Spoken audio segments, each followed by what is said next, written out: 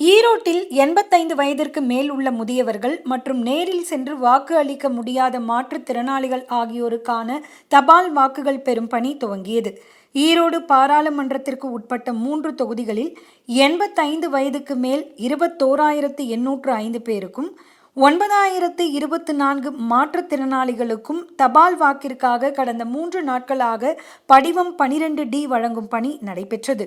இதில் 2,201 முதியவர்களும் 800 மாற்றுத்திறனாளிகளும் தபால் வாக்கு செலுத்த சம்மதம் தெரிவித்திருந்தனர். மற்றவர்கள் தாங்களாகவே நேரில் சென்று வாக்கு அளிக்கிறோம் என்று தெரிவித்துள்ளனர்.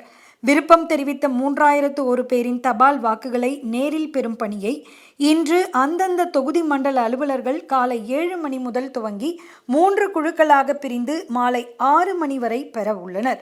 7ஆம் தேதி வரை இந்த வாக்குகள் பெறப்படும். விடுபட்டவர்கள் செலுத்த 8ஆம் தேதி வாய்ப்பு அளிக்கப்படும்.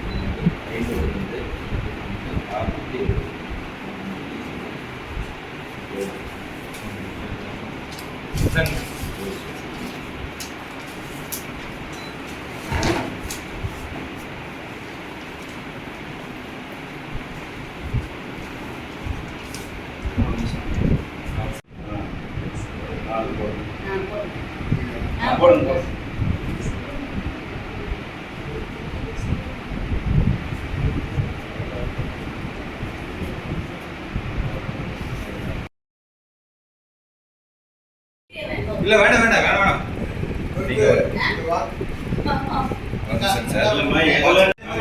பேப்பர் மடிங்க பேப்பர் மடிச்சிருங்க பேப்பர் மடிங்க அப்படியே வேணா கொடுங்க வேணா கொடுங்க பேப்பரை மடிச்சு விட்டுருங்க பேப்பர் மடிங்க அம்மா இருமா நீங்க போங்க இருங்க நான் பேப்பரை மடிச்சிருங்க இந்த பேப்பர் அப்படியே மடிங்க மடிச்சு கொடுங்க அப்ப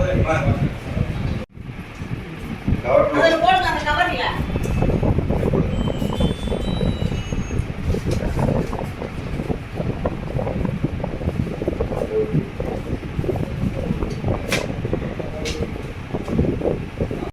இதுக்குள்ள போட்டு உள்ள போட்டு